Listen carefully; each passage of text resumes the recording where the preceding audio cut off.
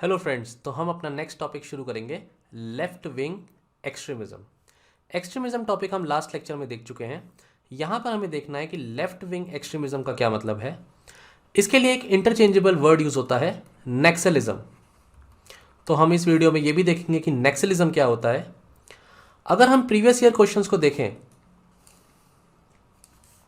तो previous year questions को अगर हम देखें तो हमें ये सबसे पहला क्वेश्चन दिखता है 2013 में। जो क्वेश्चन ये कहता है कि फिफ्थ शेड्यूल जो आप पॉलिटी में पढ़ते हैं, फिफ्थ शेड्यूल जो एसटीज के लिए है डिफरेंट स्टेट्स में, अगर उसका प्रॉपर इंप्लीमेंटेशन नहीं हो पाता है तो इम्पैक्ट क्या रहेगा और लेफ्ट विंग एक्सट्रीमिज्म क्यों ग्रो कर जाता है उस वजह से, राइट। तो इस तरीके का आंसर आपको लिखना था। नेक्स्ट 2015 में आपसे पूछता है कि ये इस तरीके के कुछ डिस्ट्रिक्ट्स हैं या रीजन्स हैं जहां पे ट्राइबल्स का डिस्प्लेसमेंट हुआ है और उनका आइसोलेशन भी हुआ है। तो करेक्टिव स्ट्रेटजी क्या होनी चाहिए कि लेफ्ट विंग एक्सट्रीमिज्म जो है क्या आ जाए, खत्म हो जाए, उसका इकोनॉमिक ग्रोथ हो जाए एक्सट्रीमिस्ट लोगों का, नेक्सलाइट लोगों का, और वो मेन स्ट्रीम सोसाइटी में ऐड हो जाए। क्लियर। तो ये 2015 का इस तरह का क्वेश्चन था। 2018 का क्वेश्चन ये कहता है कि गवर्नमेंट की क्या स्ट्रेटजी होनी चाहिए कि वो काउंटर कर ले लेफ्ट विंग एक्सट्रीमिज्म को। यहां पर स्टेटमेंट एक दिया गया था कि लेफ्ट विंग एक्सट्रीमिज्म एक डाउनवर्ड ट्रेंड ऑलरेडी शो कर रहा है, लेकिन गवर्नमेंट ऑफ इंडिया की फर्दर अप्रोच क्या होनी चाहिए। सिंपल क्वेश्चन था ये, इजी डायरेक्ट क्वेश्चन था। 2020 में भी एक सिमिलर काइंड ऑफ क्वेश्चन पूछा, जहां यह पूछा गया कि eastern part of the India, eastern part क्या हो गया, उड़ीसा का हो गया, वेस्ट बंगाल का रीजन हो गया, छत्तीसगढ़, आंध्र प्रदेश, झारखंड, ये जो रीजन्स हैं यहां पर डिटरमाइनिंग फैक्टर्स कौन से हैं जो लेफ्ट विंग एक्सट्रीमिज्म को प्रमोट करते हैं, या उसके डिटर्मिनेंट्स क्या हैं। नेक्स्ट करेक्टिव स्ट्रैटेजी पूछी गवर्नमेंट की तरफ से, सिविल एडमिनिस्ट्रेशन की तरफ से, या सिक्योरिटी फोर्सेस की तरफ से।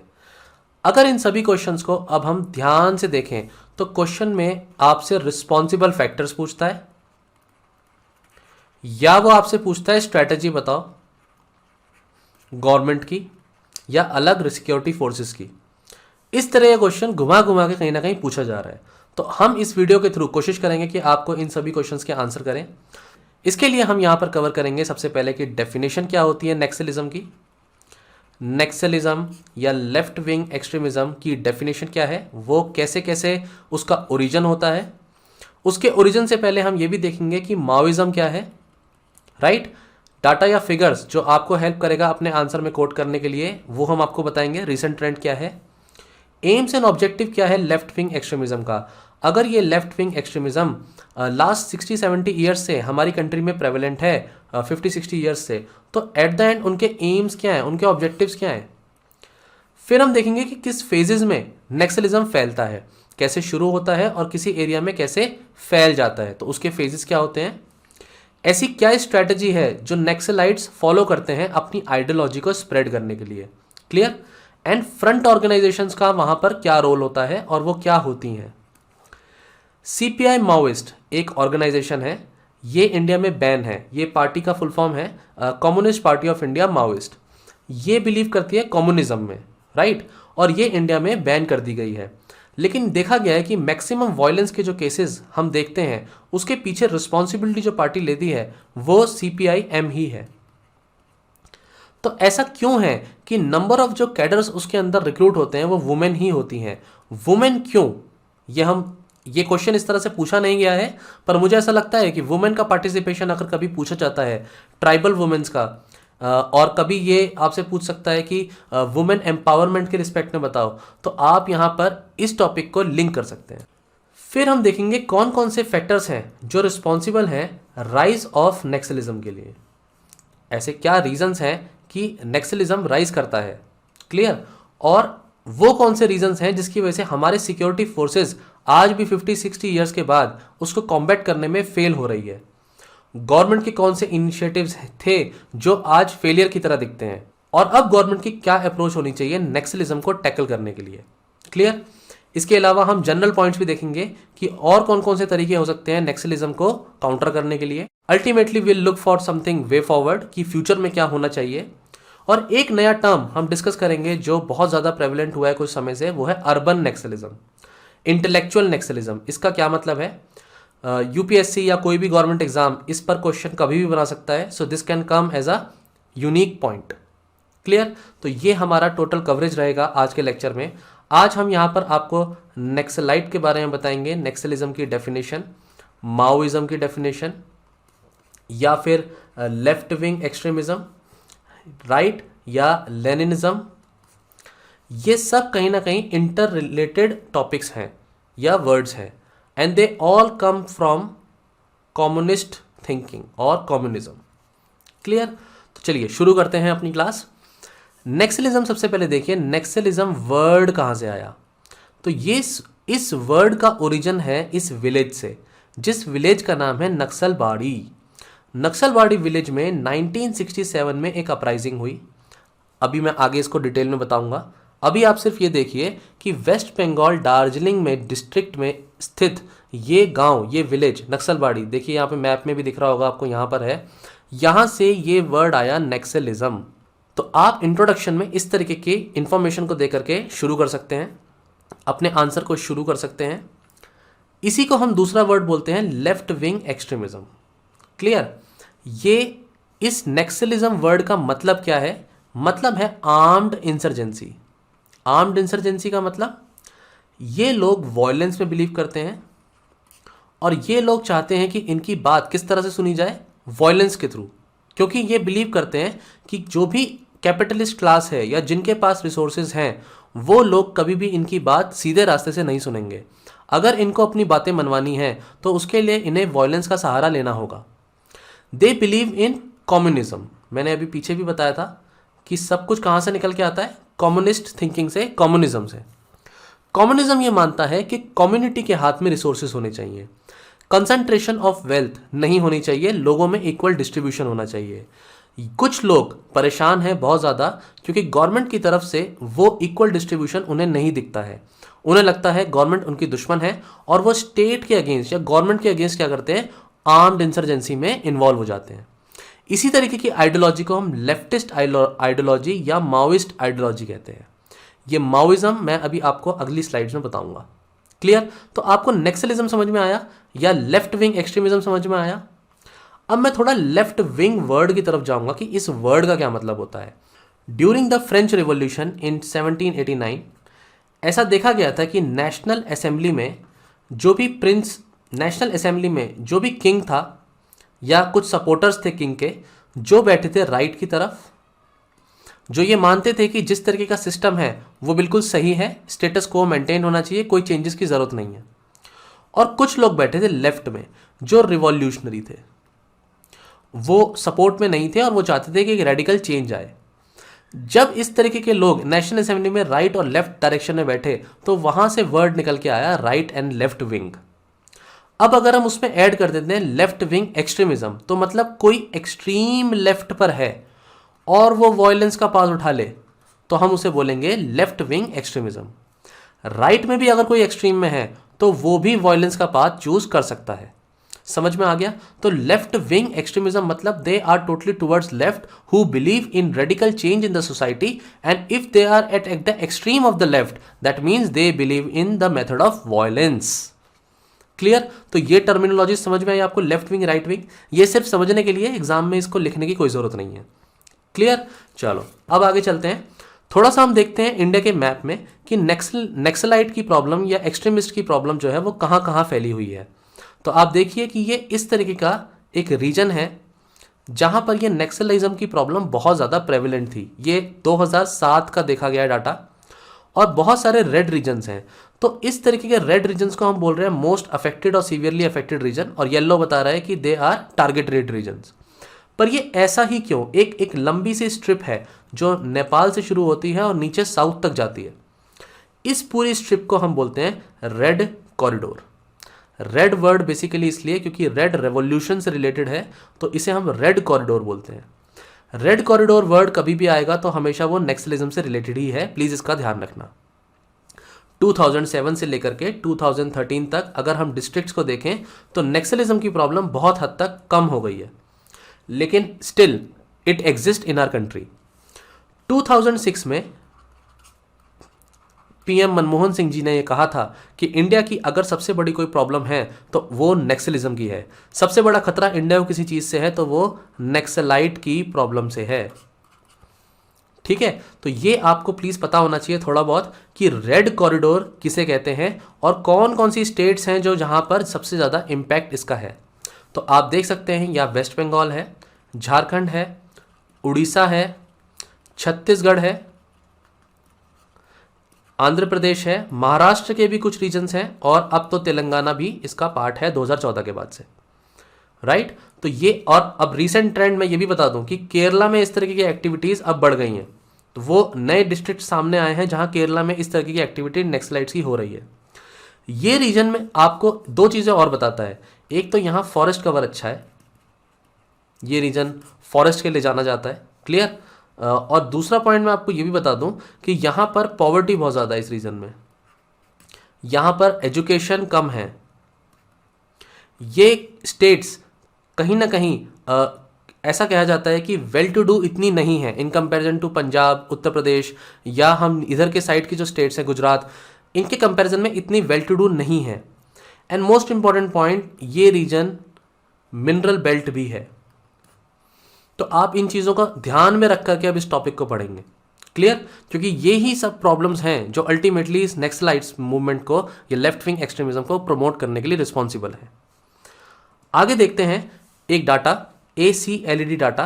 ये ACLED क्या है? This is armed conflict location and event data project.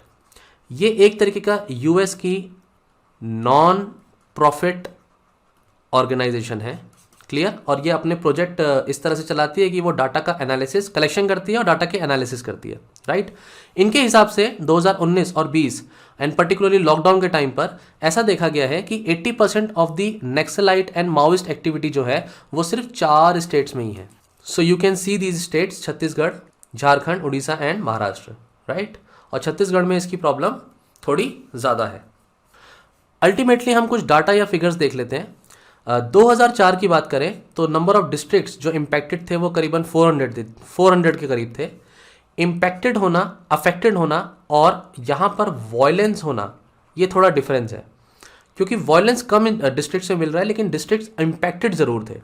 2020 में 140 डिस्ट्रिक्ट्स हैं जो अफेक्टेड हैं, लेकिन ऐसा कहा जाता है कि जो प्रॉब्लम है वो 90 डिस्ट्रिक्ट्स में ज़्यादा है। और इनफैक्ट इस तरीके की न्यूज़ भी आई थी सितंबर लास्ट ईयर में कि सिर्फ 46 डिस्ट्रिक्ट्स ही हैं जहां वॉयलेंस एक्टिविटी देखी गई है, बाकी डिस्ट्रिक्ट्स में तो वॉयलेंस एक्टिविटी भी नहीं देखी गई। दो नक्सलाइट्स या नक्सलिज्म की प्रॉब्लम है लेकिन वॉयलेंस नहीं है, तो ये डाटा वेरी करता है, तो सोच समझ के यूज़ करना आप। सिविलियंस किल्ड आप देख रहे हैं कि 2004 से देखे जाए और 2020 तक, तो गवर्नमेंट का डाटा है ये कि सिविलियंस कम उनकी डेथ हुई है, but obviously it's still a high number. और अगर हम इकोनॉमिक इंफ्रास्ट्रक्चर के अटैक की बात करें तो 2010 से लेकर के 2020 तक में कितना ज़्यादा कम हुआ है अटैक, क्लियर फ्रेंड्स। तो ये बात भी हमें क्लियर हो जाती है कि डाटा एंड फिगर्स क्या है, आप इनको यूज़ कर सकते हैं अपने आंसर में। तो अब आपको समझने की ज़रूरत है कि इसके पीछे का बैकग्राउंड क्या है। देखिए, सब मैं शुरू करूँगा कार्ल मार्क्स से। कार्ल मार्क्स आपको पता है जर्मनी के फिलोसोफर थे, सोशलिस्ट थे, क्रिटिकल पॉलिटिकल इकोनॉमिक्स थे। इन्होंने क्या बताया, इन्होंने कहा कि 2 तरीके की क्लास होती हैं। एक क्लास होती है जिसे हम बर्जुआ क्लास कहते हैं, तो आप हिंदी में ऐसे लिख सकते हैं बर्जुआ क्लास। और दूसरी क्लास होती है जिसे हम लेबर क्लास कहते हैं, जिसे इन्होंने बोला proletariat. This is labour class. जो बर्जुआ क्लास होती है वो कैपिटलिस्ट क्लास होती है, और कैपिटलिस्ट क्लास के पास क्या होते हैं, रिसोर्सेज होते हैं, वो प्रोडक्शन का पार्ट होते हैं, और वहाँ जो उनके लिए वर्क करते हैं प्रोलेटारिएट, ये लेबर क्लास होती है। उनका ये कहना था कि over the period of time जो भी रिसोर्सेज हैं वो कैपिटलिस्ट क्लास के पास बढ़ती चली जाती है और प्रोलेटारिएट लेबर क्लास दबती चली जाती है। तो एक मोमेंट, एक टाइम ऐसा आता है जब ये लेबर क्लास ओवरटेक कर लेती है इस बर्जुआ क्लास पर, और ये लेबर क्लास रिबेल कर देती है और अपना हक छीनती है और उन्हें रिप्लेस करती है। उनकी सिर्फ ये एक थ्योरी थी, लेकिन इस थ्योरी को इम्प्लीमेंट करा माओइज्म ने, ठीक है। तो बेसिकली माओ जेडोंग कम्युनिस्ट थे। चाइना में 1949 में इन्होंने रूलिंग गवर्नमेंट को रिप्लेस किया और इन्होंने क्या काम किया, फॉलो किया कार्ल मार्क्स की कम्युनिस्ट थ्योरी को। उन्होंने मार्क्सिज्म को फॉलो किया और एक नई तरीके की कम्युनिस्ट थ्योरी को, आइडियोलॉजी को प्रमोट किया जिसे बोला माओइज्म।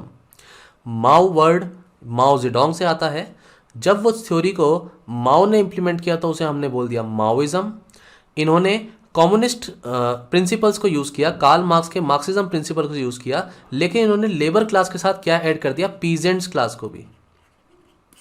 और इनकी थ्योरी किस तरीके की थी, इनकी थ्योरी कार्ल मार्क्स से एक स्टेप आगे थी कि आर्म्ड इंसर्जेंसी होनी चाहिए, मास मोबिलाइजेशन होना चाहिए और स्ट्रैटेजिक अलायंसेस भी करनी चाहिए। इन्होंने इस प्रोसेस को बोला प्रोट्रैक्टेड पीपल्स वार। प्रोट्रैक्टेड पीपल वार का मतलब है कि ये लड़ाई लंबी लड़ाई है, एक बार वायलेंस करने से कोई भी कैपिटलिस्ट ग्रुप हटेगा नहीं, हमें कंटिन्यूअस ईयर्स तक एक लॉन्ग टर्म लड़ाई लड़नी है जिसके बाद हम उन्हें हटा सकते हैं। क्लियर। तो माओइज्म ने या माओ ने 1949 में क्या काम किया कि रूलिंग पार्टी जो थी चाइना की उसको हटा करके कम्युनिस्ट पार्टी चाइना की आई, जिसे हम रिपब्लिक ऑफ चाइना बोलते हैं। तो 1 अक्टूबर में इन्होंने अपनी सरकार बनाई, जिसकी वजह से चाइना का ये एक नेशनल डे भी बोला जाता है। यहीं से इंस्पायर्ड होता है नेक्सलिज्म। नेक्सलाइट्स या नेक्सलिज्म वर्ड इंडिया के रिस्पेक्ट में ही लिया जाता है। ये नेक्सलाइट की प्रॉब्लम इंडिया में ही है, पाकिस्तान में नहीं है, भूटान में नहीं है, बांग्लादेश में भी इतनी ज़्यादा नहीं है। नेपाल में ये प्रॉब्लम ज़रूर थी, लेकिन अब इसको हम इंडिया के रिस्पेक्ट में यूज़ कर सकते हैं क्योंकि नेक्सल वर्ड इंडिया का नक्सलबाड़ी विलेज से निकल के आता है। माओइज्म भी कम्युनिज्म से रिलेटेड है और कार्ल मार्क्स का मार्क्सिज्म यहाँ से ओरिजिन हुआ था कम्युनिज्म का। तो आप ये बता सकते हैं ये सारी चीज़ें एक सीक्वेंस में हैं, ये इंटर रिलेटेड वर्ड्स हैं। इसके अलावा एक वर्ड जो और यूज़ होता है वो लेनिन से रिलेटेड है। लेनिन जो 1917 में रशियन रिवॉल्यूशनरी थे। क्लियर। तो आप इसको लेनिस्ट मूवमेंट बोलो, कम्युनिस्ट मूवमेंट बोलो, मार्क्सिस्ट बोलो या माओइस्ट बोलो, ये all these things are inter related. जिस वर्ड का जहां से कनेक्शन हुआ, जिसने जैसे यूज किया, वहां से उस वर्ड को हमने बोलना शुरू कर दिया। कम्युनिज्म इंडिया में 1920s में ही फैल गया था, ऐसा नहीं है, हमारे फ्रीडम फाइटर्स भी कम्युनिज्म में बिलीव करते थे, लेकिन इसका जो ओरिजिन है अल्टीमेटली इसका प्रैक्टिकल एप्लीकेशन माओ जेडोंग ने किया। क्लियर। तो माओ जेडोंग कहता था कि इस आइडियोलॉजी को हमें ग्लोरीफाई करना चाहिए, वायलेंस को ग्लोरीफाई करना चाहिए। क्लियर। अगर आप लड़ते हो तो आप वायलेंस करते हो तो आपको ग्लोरी मिलनी चाहिए। एंड उनका यह भी कहना था कि bringing of arms is non negotiable. मतलब डेमोक्रेसी में आप सोचो, डेमोक्रेसी में तो आर्म्स रखने ही नहीं चाहिए, रख भी नहीं सकते, गलत है। लेकिन यहाँ ये बोलते हैं कि अगर कम्युनिज्म को फैलाना है, माओइज्म को फैलाना है तो आर्म्स तो नॉन नेगोशिएबल है, आर्म्स तो लेकर के चलना ही पड़ेगा। अब आप देखो इनकी एक फ्रेज है, political power grows out of the barrel of the gun. अगर तुम्हें पॉलिटिकल पावर चाहिए तो तुम्हें सत्ता हासिल करने के लिए गन का इस्तेमाल तो करना ही पड़ेगा, क्योंकि जो कैपिटलिस्ट क्लास है, जिसके पास सारे रिसोर्सेज हैं, वो अपनी रिसोर्सेज को कभी भी आपके लिए छोड़ेगा नहीं जब तक उसे किसका डर ना हो, गन का डर ना हो। तो आप ये देखो, ये फ्रेज अपने आप में एस्से का एक टॉपिक बन सकता है। कल अगर आया तो आप इस पूरी थ्योरी को अपने इस टॉपिक में इंट्रोड्यूस कर सकते हैं। समझ में आ गया फ्रेंड्स? तो आपको मैं एक बार फिर से बता देता हूँ, नक्सलाइट जो वर्ड है, नक्सलिज्म, ये डिराइव हुआ नक्सलबाड़ी विलेज से। माओइज्म ये माओ जेडोंग से डिराइव हुआ। लेनिस्ट मूवमेंट या लेनिज्म ये रशियन रिवॉल्यूशनरी से डिराइव हुआ। They all come in an umbrella term of communism. और नेक्सलिज्म के लिए दूसरा वर्ड यूज करा जाता है लेफ्ट विंग एक्सट्रीमिज्म, और लेफ्ट विंग का मतलब मैंने आपको बता ही दिया है। तो अब मेरे ख्याल से कुछ चीजें आपको क्लियर हुई होंगी। अब इंडिया के रिस्पेक्ट में अगर नेक्सलिज्म को पढ़ना है तो नेक्सलिज्म का ओरिजिन कैसे हुआ वो देखते हैं। तो हम ये जानते हैं कि कम्युनिज्म 1920s में भी इंडिया में कहीं ना कहीं फैला, और कम्युनिज्म 1946 में भी तेलंगाना की लड़ाई में भी वहाँ पर भी इस तरीके की आइडियोलॉजी को यूज़ किया गया। बट नेक्सलिज्म वर्ड वो आता है नक्सलबाड़ी विलेज से। और हुआ क्या था वहाँ पर कि 1967 में कुछ जमींदार लोगों ने पिटाई कर दी। किसकी कर दी? कुछ पीजेंट्स लोगों की, कुछ ट्राइबल लोगों की। वो एक झगड़ा था, लेकिन वो ट्रिगर का पॉइंट था जहां पर ये इस तरीके का मूवमेंट शुरू हुआ। तो होता क्या था, इस मूवमेंट कभी एक दिन में शुरू नहीं होता, उसके पीछे उसकी हिस्ट्री होती है। यहाँ पर हिस्ट्री ये थी कि जमींदार लोग जो थे उनको बहुत ज़्यादा पावर दे दी गई थ्रू ब्रिटिशर्स। जब ब्रिटिशर्स रूल कर रहे थे, जमींदार को बहुत पावर दी गई कि वो लोगों से, पीजेंट से वहाँ पर काम करवाएं अपनी लैंड पर, और वहाँ से जो टैक्स मिले वो टैक्स किसको चला जाए, ब्रिटिशर्स को चला जाए। अब इस वजह से क्या हुआ कि जमींदार लोग जो थे उनके पास बहुत ज़्यादा पावर आ गई और वो बहुत ज़्यादा पीजेंट्स को परेशान करने लगे। ये परेशान इस हद तक कर दिया उन्होंने कि 1967 में अल्टीमेटली जब पीजेंट्स को मारा गया या पीटा गया, जमींदार ने जब ऐसा किया, तो वहाँ एक मूवमेंट नया शुरू हो गया जिसे हमने बोला नक्सलाइट मूवमेंट। यहाँ पर जो रोल था, कानू सान्याल, चारू मजूमदार और जंगल संथल, ये लोग थे जो इस आइडियोलॉजी के पीछे रिस्पॉन्सिबल थे। और 3 डिस्ट्रिक्ट, नक्सलबाड़ी और ये कोरीबाड़ी और ये तीसरा डिस्ट्रिक्ट वेस्ट बंगाल के, यहाँ पर पुलिस स्टेशन पर हमला किया गया, क्योंकि ऐसा माना जाता था कि नेक्सस है जमींदार और पुलिस वालों के बीच में, गवर्नमेंट के बीच में, तो वो सब हमारे दुश्मन हैं। ऐसा कहा जाता है कि चारू मजूमदार जी के कुछ 8 एसेज थे जो बेस बने इस पूरी आइडियोलॉजी के, उन्होंने कुछ एसेज लिखे थे। क्लियर।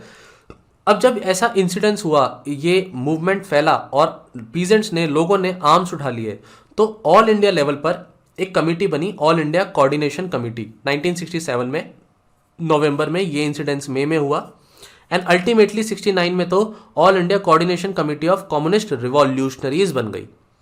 तो आप देखो, ये ऑल इंडिया लेवल पर ये इतना ज़्यादा प्रमोट हो गया कि ये वर्ड यहाँ से निकल के आया, और अब जो भी लोग इस तरह की एक्टिविटीज़ में, आइडियोलॉजी में बिलीव करते हैं, उनको हम नक्सलाइट बोलते हैं, नक्सलिज्म से रिलेट करते हैं। क्लियर। तो नक्सलिज्म, नक्सलाइट, ये पॉइंट आप इंडिया के रिस्पेक्ट में ही जनरली पढ़ते हैं। अब देखो फिर क्या हुआ कि एक communist party of India, Marxist Leninist, ये बनाई गई, ये 1969 में बनाई गई। और फिर क्या हुआ कि अल्टीमेटली 2004 में सीपीआई माओइस्ट नाम की एक ऑर्गेनाइजेशन बनी। यहाँ तक की जर्नी जो भी है वो आपको ज़्यादा डिटेल में जानने की ज़रूरत नहीं है। जैसे कि आप कह सकते हैं कि पीपल्स वॉर ग्रुप एक 1980 में फॉर्म हुआ, और वो एमसीसी, एक माओइस्ट कम्युनिस्ट सेंटर, 1975 का था। ऐसे बहुत सारे इवेंट्स हैं, सीक्वेंस ऑफ इवेंट्स हैं, but ultimately all these organisations they club today in the form of CPI Maoist. 2004 और गवर्नमेंट ऑफ इंडिया ने 2009 में इस ऑर्गेनाइजेशन को क्या कर दिया, बैन कर दिया। क्लियर। तो कहानी समझ में आ रही है, ठीक है। इस तरह से स्टोरी है। अब मैं थोड़ा सा अब यहां पर डिटेल में जाता हूं, थोड़ा सा डिटेल में, कि इंदिरा गांधी जी ने, जब हम लड़ाई लड़ रहे थे बांग्लादेश के लिए, तब 1970s में इंदिरा गांधी जी ने इमरजेंसी के टाइम पर बहुत ज्यादा ऑपरेशन चलाए थे नक्सलाइट्स के अगेंस्ट, और वो जो ऑपरेशन थे उसकी वजह से ये नक्सलाइट की प्रॉब्लम बहुत हद तक कम भी हो गई थी। ऑपरेशन का नाम था ऑपरेशन स्टीपल चेस। तो अब ये इतना तो आपको जानने की जरूरत नहीं है, बस आप ये समझ लीजिए कि इंदिरा गांधी जी के इमरजेंसी के पॉइंट ऑफ टाइम पे नक्सलाइट जो प्रॉब्लम थी वो बहुत ज़्यादा हद तक कम हो गई थी। लेकिन फिर दोबारा से पीपल्स वॉर ग्रुप बनता है, वो रिबेलियस एक्टिविटीज़ में पार्टिसिपेट करता है। 92 में इसको गवर्नमेंट ऑफ इंडिया बैन कर देती है, एंड अल्टीमेटली मल्टीपल ऑर्गेनाइजेशंस मिलकर के एक नई पार्टी बनाती है, communist party of India Maoist. आपको आज के टाइम पे ये ध्यान रखना है कि ये पार्टी रिस्पॉन्सिबल है वायलेंस के लिए। क्लियर। 2004 में बनती है और ये ऑलरेडी बैन है, मतलब आप इसके मेंबर हो और आप सड़क पर घूमते हो कि मैं इसका मेंबर हूं, आपको अरेस्ट कर लेंगे। और कौन से एक्ट के तहत करेंगे ये भी पता होना चाहिए, UAPA 1967 act, that is unlawful activities prevention act 1967। इसमें अमेंडमेंट्स हुए थे 2019 में। ये लॉ या ये एक्ट भी आपको पता होना चाहिए। 2019 में वो कहता है कि इंडिविजुअल को भी टेररिस्ट घोषित किया जा सकता है। तो ये तो थोड़ा हिस्ट्री है, इतना डिटेल में आपको वैसे एग्जाम के पॉइंट ऑफ व्यू से नहीं जानना है, ये आपको स्टोरी के पॉइंट ऑफ व्यू से जानना है। और आपको ये भी पता होना चाहिए कि इनका सिंबल क्या है। तो आपको ये सिंबल मैंने लास्ट क्लास में बताया है कि एक सिकल है और हैमर भी है, जो इंडस्ट्रियल लेबर क्लास को डिफाइन करता है, और सिकल जो आपका डिफाइन करता है पीजेंट क्लास को। क्लियर। अब देखते हैं एम्स एंड ऑब्जेक्टिव क्या है इन ग्रुप्स के। अल्टीमेटली वो चाहते क्या है, वो चाहते हैं पॉलिटिकल पावर गेन करना। ये पॉलिटिकल पावर वो कैसे गेन करेंगे, they will get this through violence. Political power gain करने के लिए वो किसको टॉपल करेंगे, गवर्नमेंट को वो टॉपल करना चाहते हैं। तो अल्टीमेटली उनका एम है ओवरथ्रो द गवर्नमेंट। सिंपल, ऐसी कंडीशंस पैदा कर दो कि गवर्नमेंट अपना काम ही नहीं कर पाए। इतना गुस्सा गवर्नमेंट के अगेंस्ट, सारी डेवलपमेंटल एक्टिविटीज को रोक दो। भाई डेवलपमेंट एक्टिविटीज को क्यों रोक दे, क्योंकि डेवलपमेंट का और पॉवर्टी का एक रिलेशन है। जिस रीजन में जितना डेवलपमेंट होगा उतना ही इकोनॉमिक अपलिफ्टमेंट होगा लोगों का, और जितना इकोनॉमिक अपलिफ्टमेंट होगा उतनी ही पॉवर्टी कम होगी। जब पॉवर्टी कम होगी तो लोग क्या करेंगे, ग्रो करेंगे। जब लोग ग्रो करेंगे तो ये नक्सलाइट्स जो कहते हैं लोगों को कि आओ हमें ज्वाइन करो, गवर्नमेंट तुम्हें एक्सप्लॉइट कर रही है, वो तो हो ही नहीं पाएगा। तो अल्टीमेटली लोग इन्हें ज्वाइन ही नहीं करेंगे, तो ये नक्सलाइट मूवमेंट क्या हो जाएगा, खत्म हो जाएगा। तो इनका काम है डेवलपमेंट नहीं होना चाहिए इस रीजन में। डेवलपमेंट हो गया तो हमारा कोई वजूद ही नहीं रह जाएगा यार, लोग हमें ज्वाइन ही नहीं करेंगे। अल्टीमेट ऑब्जेक्टिव है पॉलिटिकल पावर गेन करना, और वो वायलेंस के तरीकों से ये एस्टेब्लिश करना चाहते हैं। अच्छा चलो पावर मिल गई, ठीक है, जीत लिया, गवर्नमेंट को हटा दिया, फिर क्या करोगे, फिर आप बोलोगे कि हम इंडिया को बनाएंगे the Indian peoples democratic federal republic. जैसे चाइना एक रिपब्लिक है, ऐसे ही इंडिया भी एक फेडरल रिपब्लिक बोला जाएगा। ये अल्टीमेट एम है और ये derive the benefit from overall under development. और फाइनली ये क्या कर रहे हैं, अपना सारा का सारा जो बेनिफिट ले रहे हैं वो कंट्री के अंडर डेवलपमेंट की वजह से ले रहे हैं, क्योंकि जब रीजन्स डेवलप नहीं है, लोग एजुकेटेड नहीं है, लोगों के पास काम नहीं है, तो अल्टीमेटली उन तक वो स्कीम गवर्नमेंट की कभी नहीं पहुंचती है या प्रॉब्लम्स होती हैं, तो उन्हें बोला जाता है कि तुम्हारी गरीबी का कारण गवर्नमेंट है, आओ हमारे साथ मिल जाओ, हमारे साथ जब मिल जाओगे तो हम मिलकर के पॉलिटिकल सिस्टम चलाएंगे। और ऐसा करने के लिए देखो क्या है कि हमें तो बंदूक का सहारा लेना ही पड़ेगा, क्योंकि गवर्नमेंट के पास भी तो सिक्योरिटी फोर्सेज है, उनके पास भी तो बंदूक है। समझ में आ गया? तो इनके एम्स एंड ऑब्जेक्टिव्स आपको क्लियर हो गए। नेक्स्ट हम देखते हैं कि फेजेस क्या होते हैं नेक्सलिज्म को फैलाने के। तो ये बहुत ही आसान है। सबसे पहले तो प्रिपरेटरी फेज होगा, भाई रीजन को सेलेक्ट करो, देखा जाएगा कि वहाँ पर लोगों को किसको परेशान किया गया है, ऐसी क्या प्रॉब्लम्स हुई हैं वहाँ पर, कैसा टेरेन है वहाँ पर क्या किस तरीके के रीजनल बेस ऑलरेडी हैं, पहले से है या नहीं है, अगर नहीं है तो लोगों को पहचानो कि कौन अपना है कौन पराया है। ऐसा करने के बाद एक पर्सपेक्टिव फेज, वहाँ पर एक परसेप्शन क्रिएट करा जाए, वहाँ पर धीरे धीरे लोगों को रिक्रूट करा जाए, उनको ट्रेनिंग दी जाए। अल्टीमेटली गोरेला वार वाला फेज आएगा, जहाँ पर 20-25 जने क्या काम करेंगे, सिक्योरिटी फोर्सेस के ऊपर रैंडम अटैक कर देंगे एंड टेरर फैलाने की कोशिश करेंगे। जब इस तरीके से टेरर उनका फैलेगा तो वो रीजन उनका हो जाएगा और वो वहाँ पर अपना बेस बना लेंगे। जब वहाँ पर अपना बेस बना लेंगे तो अब वहाँ पर वो कोशिश करेंगे कि गवर्नमेंट किसी भी तरीके का काम नहीं कर पाए और वो वहाँ पर अपनी गवर्नमेंट चलाएं। ऐसे बहुत सारे रीजन हैं हमारी कंट्री में जहाँ पर आज भी जो नेक्सलाइट्स लोग हैं वो अपना काम कर रहे हैं, वो वहाँ गवर्नमेंट की तरह काम कर रहे हैं, टैक्सेस लोगों से ले रहे हैं और सिस्टम को चला रहे हैं, और अभी भी उस रीजन में गवर्नमेंट के ऑफिशियल जाने से डरते हैं। दो ये रीजन बहुत कम है, बट ऐसे रीजन एग्जिस्ट करते हैं। यस, बाकी आपको स्लाइड्स में दिख ही रहा होगा कि ultimately they look for warfare and then they conflict and negotiations और कंट्रोल स्ट्रक्चर्स। ये उनका लास्ट फेज हो गया। क्लियर? तो ये फेजेस आपसे कभी पूछा जाए तो सीधे डायग्राम ड्रॉ करके आप बता सकते हैं। अब हम आ जाते हैं कि अपनी आइडियोलॉजी को स्प्रेड करने के लिए उनके पास तरीके क्या हैं। तरीके बहुत सिंपल है, लोगों की हेल्प करो ताकि लोग उनके कंट्रोल में आए, और जब लोकल लोग उनके कंट्रोल में आ जाएंगे तो अल्टीमेटली वो गवर्नमेंट को परेशान कर सकते हैं। तो लैंड रिसोर्सेज को रीअलोकेट करो। देखो लैंड सीलिंग हुई थी, ऐसे लॉज निकल के आए थे कि लैंड की सीलिंग होनी चाहिए, जो लैंड का डिस्ट्रीब्यूशन है वो अनइवन है, अब वो डिस्ट्रीब्यूशन इवनली होना चाहिए, राइट। तो अगर वो लोग मिलकर के जमींदार या कैपिटलिस्ट ऐसे लोगों से जमीन लेकर के गरीबों में इस तरह से रीअलोकेट करते हैं तो लोग खुश। तो ये उनका तरीका है अपनी आइडियोलॉजी को स्प्रेड करने का। देखो हम आपके लिए काम कर रहे हैं। ये चाहते हैं कि लेबर जो है उन सबको एक प्रॉपर मिनिमम वेज मिले, उनके लिए बहुत इंपॉर्टेंट है कि उनको एक्सप्लॉइट ना किया जाए, जो कि कॉमन सी बात है, बिल्कुल जेन्युइन सी बात है। क्लियर? लेकिन अभी भी इस तरह की प्रॉब्लम्स होती हैं जहां पर लेबर्स को एक्सप्लॉइट किया जाता है। देखो हम इस बात से डिनाई नहीं कर सकते कि लेबर्स, पीजेंट्स या ट्राइबल लोगों को परेशान नहीं किया गया है। येस, उनके अगेंस्ट बहुत सारी एट्रॉसिटीज हुई हैं, दे मे बी इंटेंशनल, हो सकता है वो इंटेंशनल हो या हो सकता है वो अनइंटेंशनल हो। हम ये बात तो मानते हैं कि yes they have face some kind of atrocities in past. Clear? तो ये चीज़ें सही होनी चाहिए। इन चीज़ों को सही करने के लिए वो अपनी आइडियोलॉजी को स्प्रेड करते हैं। क्लियर? अल्टीमेटली वो पैरेलल गवर्नमेंट को रन करें और टैक्स इंपोज करें, पेनल्टीज इंपोज करें। तो मैंने ये भी आपको ऑलरेडी बताया था। वो जस्टिस के लिए कंगारू कोर्ट्स भी चलाते हैं, पैरेलल कोर्ट्स, और इस तरह से लोगों को वहां पर क्या करते हैं, सजा भी देते हैं अगर वो गलती करते हैं तो। उनका तरीका ये है कि गवर्नमेंट ऑफिशियल्स को क्या करो, अबडक्ट कर लो, किसी फिल्म स्टार को अबडक्ट कर लो, गवर्नमेंट की प्रॉपर्टी को क्या करो, डिस्ट्रक्ट करो, पुलिस वालों पर अटैक कर दो, सिक्योरिटी फोर्सेस पर अटैक कर दो, और अपना ही एक कोड ऑफ कंडक्ट चलाओ।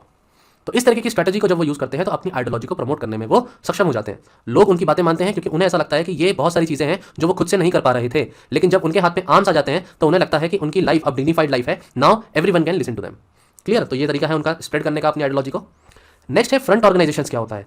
देखो माओइस्ट पार्टी जो है वो एक पेरेंट ऑर्गेनाइजेशन है, लेकिन उसके बहुत सारे छोटे छोटे ऑफशूट्स हो जाते हैं। वो ऑफशूट्स क्या करते हैं, अपनी लीगल लायबिलिटी को एस्केप करने के लिए एक नया ग्रुप बना लेते हैं, ठीक है, और सेपरेट आइडेंटिटी होकर के वो अपने प्रोपोगेंडा को चलाते हैं। जब तक गवर्नमेंट को रियलाइज होता है कि they have some links with the parent party, तब तक बहुत लेट हो जाती है, क्योंकि वो बहुत ज़्यादा डिस्ट्रक्शन ऑलरेडी कर चुके होते हैं। अभी रिसेंटली में 16 ऐसी ऑर्गेनाइजेशंस हैं जिसको गवर्नमेंट ऑफ इंडिया ने क्या किया है, बैन किया है। उनमें से एक जैसे तेलंगाना प्रजा फ्रंट या DSU तेलंगाना या चैतन्य महिला संगम, इस तरीके के ऑर्गेनाइजेशंस के नाम हैं। ये ऑर्गेनाइजेशंस करती क्या है, ये प्रोफेशनल रिवॉल्यूशनरीज को रिक्रूट करती हैं, अंडरग्राउंड मूवमेंट चलाती हैं, फंड रेज करती हैं इंसर्जेंसी के लिए, ये लीगल मैटर्स में भी असिस्ट करती हैं लोगों को। Clear? And then safe house provide करती हैं इन लोगों को और शेल्टर प्रोवाइड करती हैं अंडरग्राउंड कैडर्स को। इस तरीके के लोग जब जिनके साथ जुड़ेंगे उनको लीगल एडवाइस देना, उनके लिए पैसे इकट्ठे करना, इलीगल एक्टिविटी को प्रमोट करना, सेफ हाउसेज उन्हें सेफ जगह पर पहुंचाना, ये तो बहुत ही खतरनाक है। तो इस तरीके की ऑर्गेनाइजेशंस बनती हैं, बिगड़ती हैं, टूटती हैं, बैन होती हैं, फिर बनती हैं। इसे रोकना गवर्नमेंट के लिए बहुत इंपॉर्टेंट है। और फ्रीडम ऑफ स्पीच के नाम पर जब ये ऑर्गेनाइजेशंस बनती हैं तो गवर्नमेंट भी इनिशियली इनका कुछ नहीं कर सकती अनटिल अनलेस उनके पास कुछ प्रूफ ना हो इनके against, and which is very difficult to find because they do most of the things underground. Clear friends? अब आता है वुमेन कैडर्स का रोल कि वुमेन इतनी ज्यादा क्यों रिक्रूट हो रही हैं और उसका क्या रीजन है कि माओइस्ट एक्टिविटी में या नक्सलाइट एक्टिविटी में वुमेन्स ही पार्टिसिपेंट हैं, मैक्सिमम वुमेन क्यों हैं? तो छत्तीसगढ़ में या झारखंड में इस तरीके का हमने देखा है कि बाल दस्ता, एक यंग चिल्ड्रन को, यंग लोगों को रिक्रूट किया जाता है। वुमेन का रिक्रूट होने का डर इसलिए है क्योंकि जो फार्मर्स होते हैं या पुअर आदिवासी होते हैं उन्हें डर होता है कि उन्हें थ्रेट दिया जाता है या उन्हें डराया जाता है, उनकी फैमिली को डराया जाता है। अल्टीमेटली वो अपनी गर्ल चाइल्ड से क्या हो जाते हैं, पार्ट वेज कर लेते हैं। और वो गर्ल चाइल्ड को क्यों रिक्रूट कर लेता है? Naxalite people. ऐसा भी देखा गया है कि जो सिक्योरिटी फोर्सेस हैं वो सिक्योरिटी फोर्सेस बहुत ज्यादा एट्रॉसिटीज करते हैं इन फीमेल्स के against and they feel like taking revenge against them, क्योंकि this is one of the very basic fact that these women are somewhere sexually abused and they feel that they are not safe and if they want justice, अगर उन्हें justice चाहिए तो उन्हें खुद arms अपने हाथों में लेनी होगी। तो अपने रिवेंज के लिए वो ज्वाइन करती हैं इन फोर्सेस को। और लास्ट पॉइंट ये है कि इनका रिक्रूटमेंट इसलिए भी किया जाता है कि ताकि इन्हें फ्रंट में रखा जाए, सिक्योरिटी फोर्सेस इन पर शक भी ना करें और ये सिक्योरिटी फोर्सेस को डिस्ट्रैक्ट कर दे। तो इन सब फॉलोइंग रीजंस की वजह से वुमेन का रोल, इन कैडर्स का रोल ज़्यादा हो जाता है इस तरीके के नक्सलाइट मूवमेंट ग्रुप्स में। क्लियर? तो कभी एक क्वेश्चन आपका वुमेन को रिलेट करते हुए आए नक्सल से, तो आप इसको इन पॉइंट्स को मेंशन कर सकते हैं and ultimately these are the following reasons. Clear? अब देखते हैं फैक्टर्स रिस्पॉन्सिबल कौन से हैं नक्सलिज्म के लिए। नक्सलिज्म अगर फैल रहा है तो वो कौन कौन से फैक्टर्स हैं कि नक्सलिज्म फैले जा रहा है। सबसे पहला पॉइंट देखेंगे लैंड रिलेटेड फैक्टर्स। ये अभी रिसेंटली भी मैंने आपको बताया किस तरीके से लैंड सीलिंग प्रॉपरली नहीं हो पाई हमारी कंट्री में, ठीक है, जिसकी वजह से बहुत सारे पीजेंट्स को क्या होना पड़ा है, उनको वो जो लैंड मिलनी चाहिए थी वो नहीं मिली है। अल्टीमेटली गवर्नमेंट ने भी कुछ लैंड क्या करी, एंक्रोच कर ली। एंक्रोचमेंट ऑफ लैंड गवर्नमेंट करती है या फिर कोई प्राइवेट इंडस्ट्री करती है। ऐसा वो क्यों करती है? In the name of resources, in the name of infrastructure development projects. Clear? And then there is a political nexus also between government and private officials. Ultimately इसमें होता क्या है कि जो लोग, जो ट्राइबल्स अपने रीजन में इतने सालों से एंसेस्टर्स उनके रहते थे, उन्हें उनकी ही जगह से क्या कर दिया जाता है, निकाल दिया जाता है।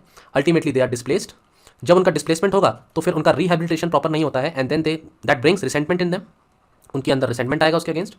Then political factors. Political factors मतलब एक अपैथी है कहाँ, पॉलिटिकल सिस्टम की इन ट्राइबल पीपल की तरफ, and they are somewhere not treated equals. There is a lack of political participation for these people.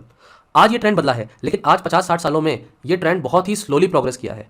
Government को लगता था पहले, अब से 50 साल 40 साल पहले, कि ये रीजन्स में गवर्नमेंट की रीच कम थी, गवर्नमेंट के पास रिसोर्सेज भी कम थे और वहाँ पर इनका फिर एक्सप्लॉयटेशन होता था। तो ये प्रॉब्लम नक्सलाइट की बढ़ती चली गई। क्लियर? एंड इकोनॉमिक फैक्टर्स तो हमें पता ही है, there is no proper education, इनकी प्रॉपर एजुकेशन नहीं है, पॉवर्टी बहुत ज़्यादा है इस रीजन में, राइट, इनइक्वालिटी है। Clear? In the groups skewed land distribution है, ये तो हमने देख ही लिया है। क्लियर? रिसोर्सेज का एक्सप्लॉयटेशन हो रहा है, एमएनसीज कंपनीज आती हैं ग्लोबलाइजेशन के बाद और वो भी इस रीजन को क्या करती हैं, एक्सप्लॉयट करती हैं। क्लियर?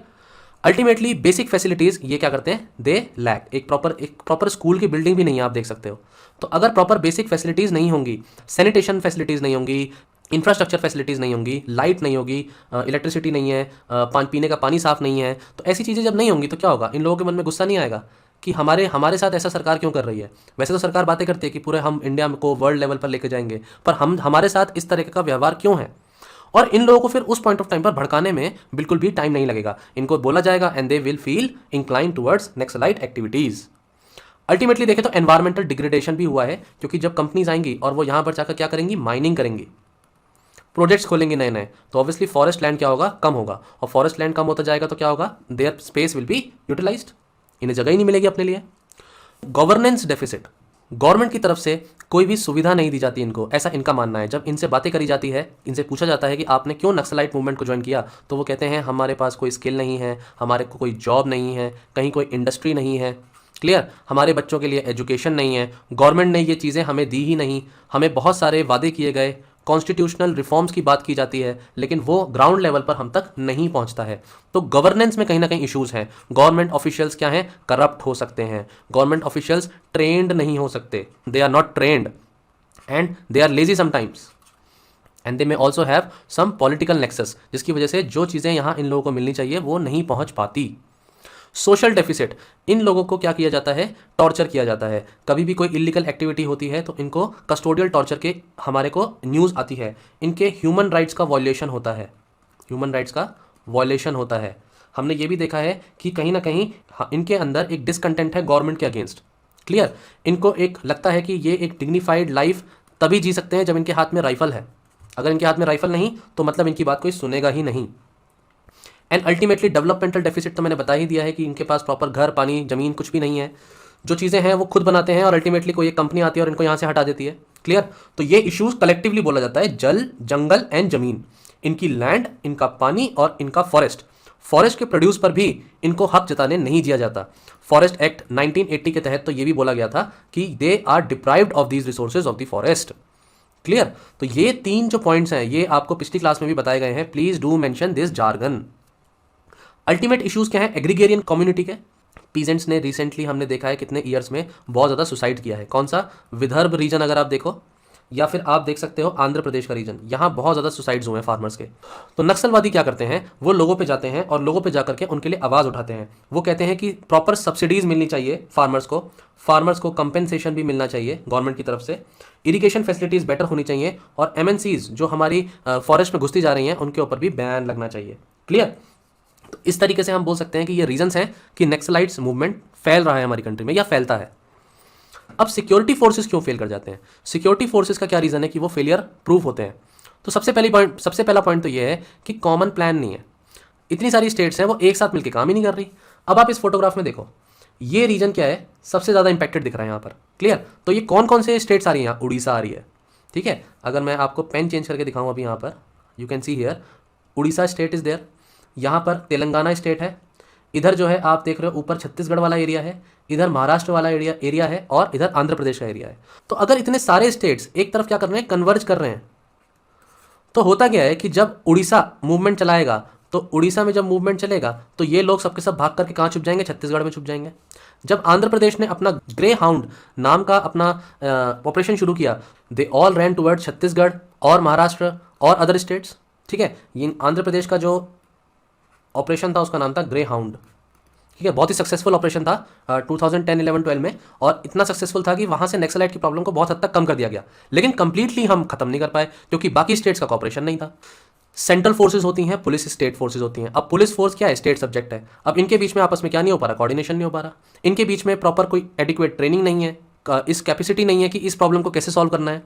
अल्टीमेटली इनके पास क्या है? मॉडर्नाइज्ड वेपन्स नहीं है एजेंसीज के पास, इंटेलिजेंस शेयरिंग का कोई तरीका नहीं होता। क्लियर? आप यहाँ पर देखो कि नक्सलाइट्स को एक अपर हैंड होता है क्योंकि वो उस ज्योग्राफी, उस टेरेन को जानते हैं, लेकिन ये लोग क्या होता है, इनको वो टेरेन पता ही नहीं होता। और जब वो गोरिल्ला वारफेयर करने लगेंगे तब तो भाई ये फोर्सेस हमारी इतनी ट्रेंड ही नहीं है कि वो उनके साथ लड़ सकें। तो आप यहाँ पर इस फोटोग्राफ में देख सकते हैं कि छुप करके किस तरह से सिक्योरिटी फोर्सेस ओपन में खड़े हैं और छुप करके नक्सलाइट्स क्या कर रहे हैं, उस पर डायरेक्टली शूटिंग कर रहे हैं उनको। तो 20-25 लोग काफ़ी हैं 100 लोगों पर अटैक करने के लिए, क्योंकि ये सब छुपे हुए हैं, इनको टेरेन के बारे में पता है, इनको रीजन के बारे में पता है। This becomes the region. तो ये तो बातें थी सिक्योरिटी फोर्सेस की। अगर गवर्नमेंट के रिस्पेक्ट में देखें तो गवर्नमेंट ने सिक्योरिटी प्रोवाइड करने में कैसे चूक करी? करप्शन की वजह से, इंटेलिजेंस गैदरिंग नहीं हो पा रही लोकल लोगों से, क्योंकि लोकल लोग तो नक्सलाइट्स के साथ ही हैं। बाहर के स्टेट्स भी कहीं ना कहीं पैसा प्रोवाइड करते हैं, फंड प्रोवाइड करते हैं, या फिर स्टेट पुलिस फोर्सेस क्या है? पैसिव हैं, they are not that much active, और कोऑर्डिनेटेड विजिलेंस एक्टिविटी भी नहीं हो पा रही है। अगर गवर्नमेंट के अपने फेलियर की बात करें तो उनका स्टेट के साथ डिफरेंट स्टेट से कोऑर्डिनेशन, गवर्नेंस डिलीवरी नहीं हो पा रही है टाइम पर, लोगों के अंदर वो ट्रस्ट ही नहीं है कि वो सिक्योरिटी फोर्सेस पर ट्रस्ट कर सके, गवर्नमेंट पर ट्रस्ट कर सके कि जो स्कीम उनके लिए बनी है उसकी फैसिलिटीज़ उनको दी जाएंगी। अगर रिहैबिलिटेशन भी हो रहा है, सरेंडर भी लोग नक्सलाइट्स करते हैं, तो उसका भी जो वादे करे गए हैं वो गवर्नमेंट पूरा करेगी या नहीं करेगी। अल्टीमेटली जो एसेट्स क्रिएट कर रहे हैं उनको मेंटेन नहीं रख पा रही है, और डेमोक्रेटिक डिसेंट्रलाइजेशन नहीं है, मतलब जो डिसीजन मेकिंग स्ट्रक्चर है वो डिसेंट्रलाइज तरीके से फॉलो नहीं हुआ है। आपको पता होगा 5th schedule and 6th schedule के बारे में, आपको पैसा एक्ट के बारे में भी पता होगा कि 1996 में किस तरह से पंचायती राज एक्सटेंशन शेड्यूल एरियाज में 1996 में ये एक्ट को लागू करा गया था, और इसके बहुत सारे प्रोविजंस हैं। लेकिन क्या होता है, इसका पुअर इंप्लीमेंटेशन हुआ। अगर इसका पुअर इंप्लीमेंटेशन होता है तो कोई भी आकर इनको भड़का सकता है, ट्राइबल लोगों को, क्योंकि ऑब्वियसली उनको ये बताया जाएगा कि गवर्नमेंट ने ये एक्ट तो पास कर दिया और वो सब जगह बोलती है, लेकिन अल्टीमेटली तुम लोगों तक तो ये चीज़ें पहुंची ही नहीं। So poor implementation basically. And एक पॉइंट मैं आपको ये भी बताना चाहता हूँ कि बहुत सारे नक्सलाइट्स ऐसे हैं जो इन गरीब किसानों को समझते हैं कि वो पुलिस के खबरी हैं, और ये जो किसान है ना बेचारे, ये जो पीजेंट्स हैं, they are somewhere crushing in between these Naxalite people and government too. क्योंकि गवर्नमेंट की तरफ से अगर वो हेल्प करते हैं, गवर्नमेंट को अगर वो हेल्प करते हैं, तो गवर्नमेंट की तरफ से उनको सेफ्टी सिक्योरिटी शायद कभी कभी नहीं भी मिल पाती, और नक्सलाइट बेसिकली अपने कंगारू कोर्ट में उनको क्या कर देते हैं, सजा दे देते हैं। तो these people are basically exploited, and now the situation is कि ये दोनों तरफ से एक्सप्लॉइटेड है कि जाएं तो किधर जाएं। क्लियर? अब आ जाते हैं गवर्नमेंट की अप्रोच पर। गवर्नमेंट की अप्रोच क्या है नक्सलिज्म को टैकल करने के लिए? तो 2017 में ये समाधान नाम का इनिशिएटिव है जो शुरू करा गया। इस तरीके का इनिशिएटिव आप ध्यान से देखिए, स्मार्ट लीडरशिप बताता है कि लीडरशिप बहुत स्मार्ट होनी चाहिए, हमारे सिक्योरिटी फोर्सेस बहुत ही इंटेलिजेंट होने चाहिए, उनकी स्मार्ट एक्टिव लीडरशिप होनी चाहिए डिफरेंट ऑर्गेनाइजेशंस की, वो स्ट्रैटेजी एग्रेसिव भी होनी चाहिए, देन उनकी प्रॉपर ट्रेनिंग हो, उनके पास मोटिवेशन हो, और they work with full dedication, they should not be passive. Intelligence का बहुत रोल आता है यहाँ पर, IB या CBI या अदर सिक्योरिटी फोर्सेज जो भी हैं, नेशनल इन्वेस्टिगेशन एजेंसी, इस तरीके के जो भी फोर्सेज हैं उनके इंटेलिजेंस का भी यहाँ पर बहुत रोल आता है। एक डैशबोर्ड बनना चाहिए जो की पॉइंट्स को एक्सप्रेस करे। कौन से की पॉइंट्स? कि कहीं पर भी बैठे हुए एक सिस्टम में अपडेट हो कि कौन सी तरफ कितने मूवमेंट अभी चल रहे हैं, किस तरफ नक्सलाइट एरिया, नक्सलिज्म बहुत ज़्यादा अफेक्टेड है, कौन सा रीजन इंपैक्टेड अभी नहीं है, कहाँ कम हुआ, कहाँ ज़्यादा हुआ, एक क्लैरिटी रहे डाटा में। टेक्नोलॉजी को यूज़ करना चाहिए और डिफरेंट थिएटर्स हैं, action plan for each theatre. Orissa एक थिएटर है तो झारखंड एक अलग थिएटर है। जो प्रॉब्लम छत्तीसगढ़ की है वो हो सकता है आंध्र प्रदेश में कुछ डिफरेंट काइंड ऑफ इशूज़ हो। तो हर तरफ के थिएटर के लिए, हर तरफ की स्टेज के लिए एक एक्शन प्लान होना चाहिए। एंड अल्टीमेटली हमारी कोशिश होनी चाहिए कि जितने भी हमारे ये नक्सलाइट्स हैं या ऑर्गेनाइजेशंस हैं, इनकी फाइनेंसिंग को रोका जाए। अगर इनकी फाइनेंसिंग को रोक दिया गया किसी तरीके से तो इनके पास पैसा नहीं रहेगा गन्स वगैरह खरीदने के लिए या लोगों की मदद करने के लिए।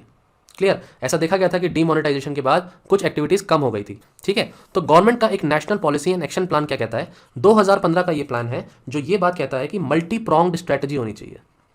मल्टी प्रोंग्ड स्ट्रैटेजी होनी चाहिए।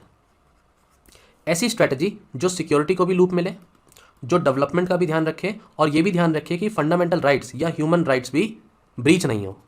अगर इस तरीके की स्ट्रैटेजी रहेगी तो नक्सलिज्म को हम प्रमोट करने से रोक सकते हैं।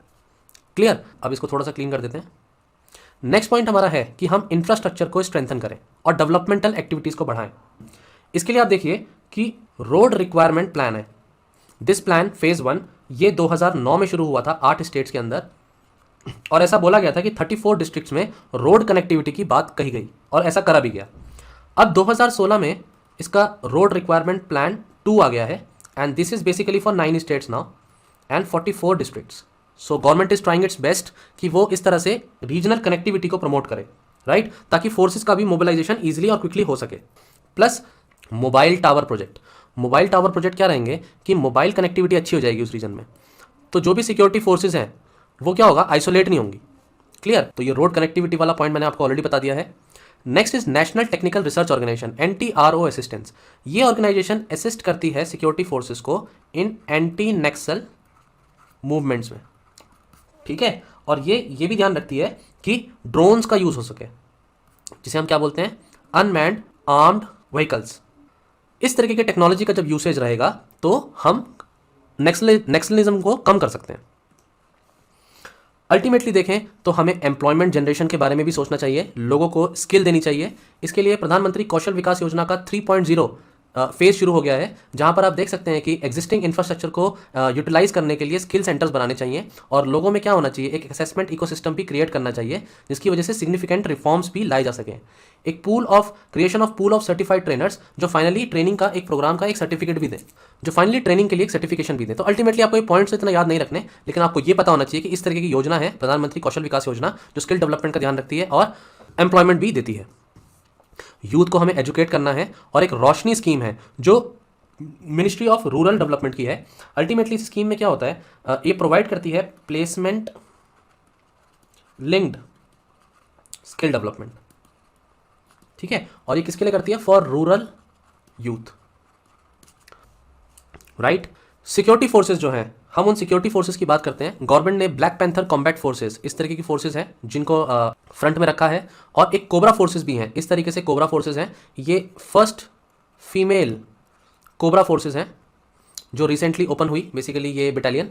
तो ये इस तरीके की फोर्सेस को भी गवर्नमेंट ने क्या किया, मॉडर्नाइज किया है और इनको ट्रेनिंग भी बेटर देनी शुरू करी है। बस्तरिया बटालियन, इस तरीके की बटालियन को भी बोला जाता है कि वो लोकल्स ही हैं जिनको रिक्रूट करके ये बटालियन बनाई गई है, और इसका थ्योरी भी यही है, योर सॉइल योर ब्रेन। मतलब जो बाहर से फोर्सेज आएंगे उनको टेरेन के बारे में नहीं पता, अगर आप उसी रीजन में हैं तो ऑब्वियसली छत्तीसगढ़ की है, पहले तो मैं बता दूं, अगर आप उसी रीजन के हैं तो आपको वो रीजन के बारे में भी पता होगा और उन लोगों की सोच के बारे में भी पता होगा जो अंदर नक्सलाइट्स हैं। तो अल्टीमेटली आप ज़्यादा लड़ पाएंगे, ज़्यादा बेटर काउंटर कर पाएंगे नक्सलिज्म को उसी पर्टिकुलर रीजन में। तो ये एक अच्छा इनिशिएटिव था गवर्नमेंट का, ये रीजनल होगा, तभी हमने बोला था action plan for each theatre, अलग अलग जगहों के लिए अलग अलग एक्शन प्लान होना चाहिए। सरेंडर और रिहैबिलिटेशन के प्रोग्राम्स भी होने चाहिए, मतलब एक कम्युनिकेशन होना चाहिए इन लोगों के बीच में सरकार के साथ। अगर आप सरेंडर करते हो तो आपका प्रॉपर रिहैबिलिटेशन होगा और आपको मेन स्ट्रीम जो सोसाइटी है उसमें कैसे ज्वाइन कराना है वो भी सरकार उसका ध्यान देगी, आपको पैसे देगी, आपको लोन देगी, काम शुरू करने के लिए आपको हौसला देगी। क्लियर? अगर ऐसा होगा तो लोगों को एम्प्लॉयमेंट मिलेगी और वो कभी भी इस रास्ते नहीं जाएंगे। देन फंडिंग कहाँ से आ रही है नक्सलाइट लोगों को, अगर ये फंडिंग के बारे में पता लग जाए तो हम इसको मॉनिटर ईजिली कर सकते हैं। एंड अल्टीमेटली एस्पिरेशनल डिस्ट्रिक्ट्स, तो ऐसा बोला जाता है कि 35 लेफ्ट विंग एक्सट्रीमिस्ट एरियाज हैं, डिस्ट्रिक्ट्स हैं जो अफेक्टेड एरियाज हैं और उसको एस्पिरेशनल डिस्ट्रिक्ट्स की तरह उन पर मॉनिटरिंग करी जा रही है। Clear friends? तो ये गवर्नमेंट की अप्रोच है जो कि बहुत ही अच्छी है, लेकिन फिर भी बहुत सा स्कोप अभी बाकी है कि हम बहुत कुछ कर सकते हैं। सबसे पहला तो है गुड गवर्नेंस। गवर्नमेंट को अपना गवर्नेंस में बेटर इंप्रूव करना पड़ेगा, अकाउंटेबिलिटी लानी पड़ेगी, ट्रांसपेरेंट होना पड़ेगा, ज़्यादा रिस्पॉन्सिव बनना पड़ेगा।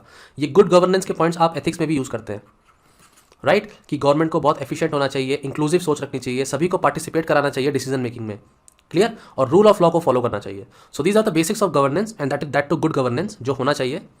प्रॉपर डायलॉग, एक कम्युनिकेशन होना चाहिए इन लोगों के साथ कि आप आइए सरेंडर करिए, कोई प्रॉब्लम नहीं है। आप इसका एग्जांपल दे सकते हैं कि रिसेंटली महाराष्ट्र में इस तरह से बोला गया कि स्पेशल एलोकेशन होगा इतने फंड का, और ताकि ये लोग अपना बिजनेस शुरू कर सके, सेल्फ रिलायंट हो सके। तो ये गाडचिरोली, ये महाराष्ट्र का रीजन है जहाँ पर नेक्सलिज्म की प्रॉब्लम है और गवर्नमेंट ने ये इनिशिएटिव लिया है। ये बहुत ही रिसेंट है, क्लियर। इस तरह से जॉब क्रिएशन होगी, वेजेस इंक्रीज होंगी, तो लोगों का इकोनॉमिक अपलिफ्टमेंट भी होगा। उनको रीसेटल किया जाए, उनकी रिहैबिलिटेशन हो। अगर किसी भी इंफ्रास्ट्रक्चर प्रोजेक्ट की वजह से उनका डिस्प्लेसमेंट होता है तो उनका रिहैबिलिटेशन एंड रीडिसेटलमेंट बहुत ही प्रॉपर होना चाहिए। यहाँ पर ओवर कॉशियस होना पड़ेगा गवर्नमेंट को।